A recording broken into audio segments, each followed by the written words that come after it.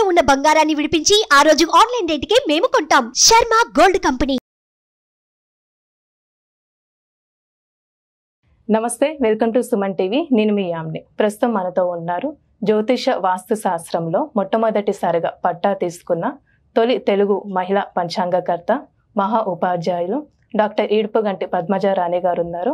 అమ్మతో మాట్లాడదాం. క్రోధినామ సంవత్సరంలో అసలు 12 రాశుల వారికి ఏ విధంగా ఉంటుంది, ఈ విషయాలు కూడా మనం అడిగి తెలుసుకుందాం. అమ్మతో మనం మాట్లాడదాం. నమస్తే అండి. నమస్కారం. అమ్మ, ఈ క్రోధినామ సంవత్సరంలో అసలు ఈ 12 రాశుల వారికి ఏ విధంగా ఉంటుంది? ముందుగా మేషరాశి కాబట్టి ఆ రాశి వారికి సంబంధించి ఆదాయం కానీ, వ్యయం, రాజపూజ్యం, అవమానం గురించి తెలియచేయండి. ముందుగా మనం ఈ రాశి ఫలితాలు తెలుసుకునేటప్పుడు కూడా కొన్ని ముఖ్యమైన విషయాలు కూడా ఇక్కడ మనం తెలుసుకోవాలి. మొట్టమొదటిగా ఏంటంటే, ఈ రాశి ఫలితాలు అనేటప్పుడు గ్రహ సంచారం ఎలా ఉంది, ఎందుకంటే ఇది గోచార ఫలితాలు ఇవి కాబట్టి గ్రహ సంచారం ఎలా ఉందన్నది ప్రతి రాశి మనం తెలుసుకుంటాం. రెండోది వచ్చేటప్పటికి ప్రతి వ్యక్తికి జన్మ జాతకం అని ఒకటి ఉంటుంది. అంటే పుట్టినప్పుడు జాతకం వేయిస్తారు. దాన్ని బట్టి వాళ్ళకి ఏ దశలు నడుస్తున్నాయి, అంతర్దశలు నడుస్తున్నాయి, అది ప్రధానంగా సాగుతూ ఉంటుంది. చాలామంది వేసుకునే ఉంటారు. కాబట్టి దాన్ని బట్టి ఏదన్నా అంటే నడిచే దశలు ఏంటి, అంతర్దశలు ఏంటి అన్నవి చూసుకుంటూ పెడతారు. అది మాత్రమే కాకుండా ఈ గోచారాన్ని సంవత్సరం కలిపి చూసుకోవాలి. కానీ కేవలం గోచార ఫలితాలు బట్టే, నామ నక్షత్రాలు బట్టి కానీ, అంటే గోచార ఫలితాలు ఎలా చూసుకుంటారు, చాలామంది వాళ్ళ నక్షత్రం తెలుసో లేకపోతే నామ నక్షత్రం ప్రకారమో రాశి ఫలితాలు తెలుసుకుందాం అని అనుకుంటారు. ఆ తెలుసుకునే ముందు వాళ్ళ అసలైన జాతకాన్ని కూడా కలిపి చూసుకున్నప్పుడు ఫలితాలు బాగుంటాయి. ఎందుకంటే ఇది కామన్గా చెప్పేది కదా. అలా కాకుండా కేవలం ఈ గోచార రీత్యా ఫలితాలను మాత్రమే చూసుకొని ప్రధానమైన నడిచే దశ అంతర్దశలని చూసుకోకపోతే కరెక్ట్ కాదు. ఎందుకంటే అది చూసుకున్నప్పుడు ఆ నడిచే దశలు అంతర్దశలు బాగుండి అన్ని రకాలుగా బాగున్నప్పుడు ఇందులో ఏదైనా చిన్నపాటి అశుభ ఫలాలు ఉన్నప్పటికీ కూడా దీన్ని ఓవర్కమ్ చేసేయచ్చు. చిన్న పరిహారాలు చెప్తాం కాబట్టి. అంతేగాని ప్రధానమైనది చూసుకోకుండా దీంట్లో ఉన్నవి చూసి కంగారు పడి, అంటే అమ్మ మాకు ఏలినాటిసనో లేకపోతే అష్టంశనో అలా కంగారు పడవలసిన అవసరం లేదు. ఎందుకంటే ఈ గోచార రీత్యా ఫలితాల బట్టి మనం చేసే పరిహారాలు శ్లోకాల రూపంలోనో ఏదో చిన్నవి చేసుకోగలం.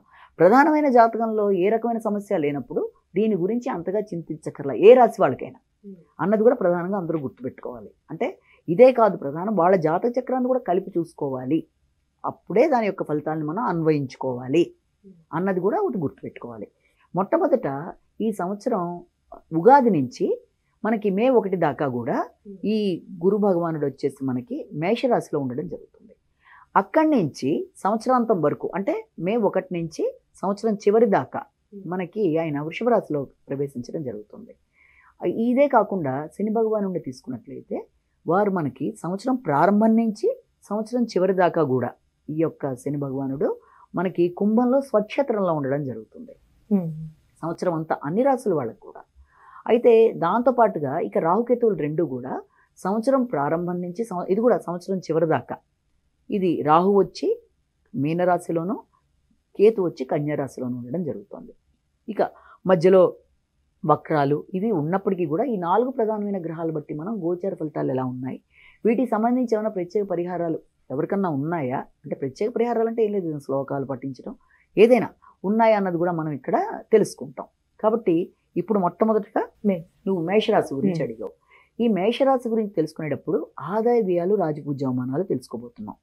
ఆదాయం వీళ్ళకి 8 అయింది, వ్యయం 14 అయింది, రాజపూజ్యం 4 అయింది, అవమానం 3 అయింది. ఇక్కడ మనం చూసినట్లయితే ఆదాయం కంటే వ్యయం అధికంగా ఉంది, రాజపూజ్యం అనేది బాగానే ఉంది.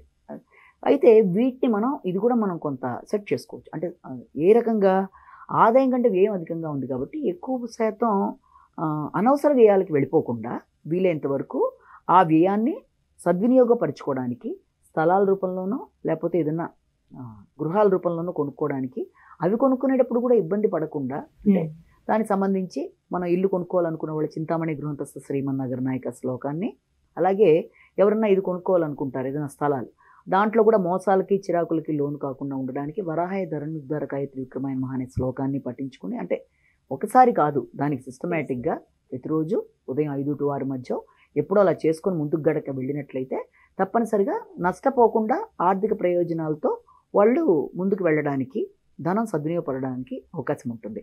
ఇక ఈ సంవత్సరం గురుడు ఈ రాశి వాళ్ళకి సంవత్సరం ప్రారంభం నుంచి మే దాకా మనం చెప్పుకున్నాం కదా, ఈ యొక్క మేషరాశిలో ఉండడం ఇది తక్కువ సమయమే ఉంటుంది.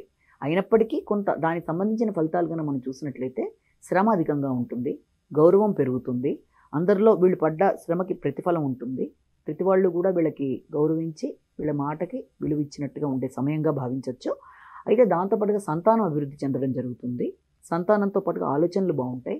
సామాజిక సంబంధాల విషయంలో కొంత ఘర్షణాత్మకంగా ఉన్న మిశ్రమ ఫలితాలు ఉంటాయని భావన చేయొచ్చు.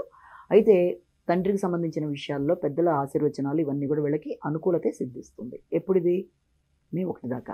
కానీ అక్కడి నుంచి సంవత్సరాంతం వరకు ఈ సంవత్సర కాలంలో వీళ్ళకి గురుడు వృషభ రాశిలో 2వ స్థానంలో ప్రవేశించడం జరుగుతుంది. అది కూడా శత్రుక్షేత్రంలో ప్రవేశించడం వల్ల కొంత ఘర్షణాత్మకమైన వాతావరణం. అంటే అది ఎలా ఉంటుందంటే యథార్థవాది బంధు విరోధి అన్న చందాన ఉన్నది ఉన్నట్లు సత్యాలు మాట్లాడడం వల్ల వీళ్ళని ఇతరులు కొంత వీళ్ళ వల్ల ఇబ్బంది పడే అవకాశాలు లాంటివి ఉంటుంది. ఇక దాంతోపాటుగా ఎప్పుడైతే షష్ఠ స్థానాన్ని కూడా గురుడు దర్శిస్తాడో దానివల్ల వీళ్ళకి తప్పనిసరిగా ఈ యొక్క శత్రువులు అనేవాళ్ళు పెరిగినా కూడా వాళ్ళని అధిగమించే ప్రయత్నాలు, కృషిశీలత పెంచుకుంటూ వాళ్ళు ఇబ్బంది పడ్డానికి చేసే ప్రయత్నాలకి వీళ్ళల్లో నైపుణ్యాలు పెంచుకుంటూ ముందుకెడతారు. అంటే ఆ యొక్క దాన్ని ఎదుర్కొనేట్టుగా. అలాగే ఆరోగ్యం కూడా ఇంతకు ముందు కంటే బాగుంటుంది. తర్వాత వీళ్ళకి వృత్తి స్థానంలో, ఎందుకంటే గురుడి యొక్క దృష్టి దశమ స్థానంలో నీచ స్థానం మీద పడుతుంది కాబట్టి వృత్తిలో వీళ్ళ యొక్క స్వార్థం అనేది లేకుండా ఉండడం చాలా అవసరం. అంటే స్వార్థంగా వీళ్ళల్లో ఉండడం ఇతరులు కనుక గ్రహించినట్లయితే దానివల్ల గౌరవం అనేది తగ్గుతుంది. కాబట్టి స్వార్థరహితంగా ఆలోచించవలసిన అవసరం అయితే ఖచ్చితంగా వీళ్ళకు ఉంది వృత్తికి సంబంధించిన విషయాల్లో. ఇక దాంతోపాటుగా శని భగవానుడు వీళ్ళకి లాభస్థానంలో ఉండడం జరుగుతుంది సంవత్సరం ప్రారంభం నుంచి సంవత్సరాంతం వరకు కూడాను. అది శని భగవానుడు స్వక్షేత్రం అయింది. స్వక్షేత్రం అవడం వల్ల రావాల్సిన లాభాలు అనేవి వీళ్ళు పొందుతారు. కానీ అది ఆలస్యం మీద ఏర్పడుతుంది. అది కూడా ఆశించేది ఎక్కువ, సిద్ధించేది తక్కువలా ఉంటుంది. అంటే శ్రమ ఎక్కువ, ఫలితం తక్కువలా కూడా అనుకోవచ్చు. రెండవది దానివల్ల కొంత మానసిక చికాకులు అనేవి కూడా ఉంటాయి. అంటే ఆశించింది కొంత డిలే అవ్వడం వల్ల, అంటే ఆటంకాల వల్ల. అంతేకాకుండా వీళ్ళు ముఖ్యంగా ఏంటంటే కొంత బద్ధకం అనేది వదిలేయాలి, ఆరోగ్యం మీద శ్రద్ధ తీసుకోవాలి. పనులలో ఆలస్యాల ఆటంకాలు ఉంటాయి కాబట్టి వీళ్ళు ఇంతవరకు దాని విషయంలో దృష్టి పెట్టాలి. అలాగే సంతానానికి సంబంధించిన విషయాల్లో వీళ్ళకి వాళ్ళకి ఆలోచనలు కలవడంలో కొంత తేడాలు ఉంటాయి కాబట్టి వీలైనంతవరకు సంతానంతో వీళ్ళకి ఏ రకమైన విభేదాలు రాకుండా సంతానంతో బాగుండడానికి ప్రతిరోజు పెరుగును కూడా దేవాలయంలో దానం ఇవ్వడం కొన్ని రోజుల పాటు, అది కూడా మంచి ఫలితాన్ని ఇస్తుంది అభిషేకం జరిగే సమయంలో. అలాగే వీళ్ళకి ఆరోగ్యం మీద శ్రద్ధ మాత్రం కావాలి. వ్యాయామ ప్రాణాయామాలు అనేవి ఖచ్చితంగా చేయాలి. ఇలాంటివన్నీ చేసుకుంటూ వెళ్ళినట్లయితే ఆరోగ్యం కూడా వీళ్ళకి తప్పనిసరిగా ఇంకా బెటర్గా ఉండడానికి అవకాశం ఉంటుంది. ఇక దీంతోపాటు రాహుకేతువులు రెండు కూడా సంవత్సరం ప్రారంభం నుంచి చివరి దాకా వీళ్ళకి వ్యయ స్థానంలోనూ షష్ఠ స్థానంలోనూ ఉండడం జరుగుతుంది. అంటే అనవసరమైన వ్యయాలు అనేవి అధికంగా ఉంటాయి. అనుకోని వ్యక్తుల వల్ల కొంత ఘర్షణాత్మకమైన వాతావరణం ఉంటుంది. అంటే మిత్రులు కొందరు వీళ్ళకి సక్రమంగా వీళ్ళకి సెట్ కాని వాళ్ళ వల్ల కూడా వీళ్ళకి ఇబ్బందులు అనేవి అధికంగా ఉంటాయి. అంతేకాకుండా వైరాగ్య ధోరణి, పోటీల మీద, అంటే పోటీలు అంటే ఇష్టం లేకపోవడం, వైరాగ్యంగా ఉండడం, దీర్ఘకాలికంగా అనారోగ్యాల్లాగా, లేకపోతే దానివల్ల వీళ్ళకి కొంచెం రోగనిరోధక శక్తి తగ్గడం అనేది, దేని మీద ఆసక్తి లేకపోవడం, ఇతరులు ఎవరైనా ఇబ్బంది పెట్టినా వాళ్ళని క్షమించే మంచి గుణంలా, అంటే ఇంకా దాని బాధ లేకపోవడం, ఇలాంటివన్నీ కూడా వీళ్ళ దాంట్లో మనం చూస్తాం. అయితే ఇది మాత్రమే కాకుండా ఇంకొక ముఖ్యమైన విషయం ఏంటంటే వీళ్ళకి నువ్వు అడిగినట్టుగా ప్రత్యేకమైన పరిహారం అది చాలా అవసరం. వీళ్ళు ఏం చేయాలంటే ప్రతిరోజు ఆదిత్య హృదయం వినడం అనేది చేయడం చాలా మంచిది. అది చేయడం వల్ల, వినడం వల్ల ఏమవుతుందంటే వీళ్ళకి ఆరోగ్యంగాను, ఆర్థిక పరంగాను, విజయ అవకాశాలు ఇవన్నీ కూడా వీళ్ళకి బాగుంటాయి. కాబట్టి తప్పనిసరిగా ఇది వినటం మొదలుపెట్టినట్లయితే వీళ్ళకి అన్ని విధాలా అనుకూలంగా ఉంటుంది. సూర్యుడికి వీళ్ళు చక్కగా నమస్కారం పెట్టుకొని ఇవన్నీ కూడా బాగుంటాయని మనం ఇక్కడ భావన చేయొచ్చు. చాలా చక్కగా తెలియజేశారండి, ధన్యవాదాలు. ఓకేమ్మా.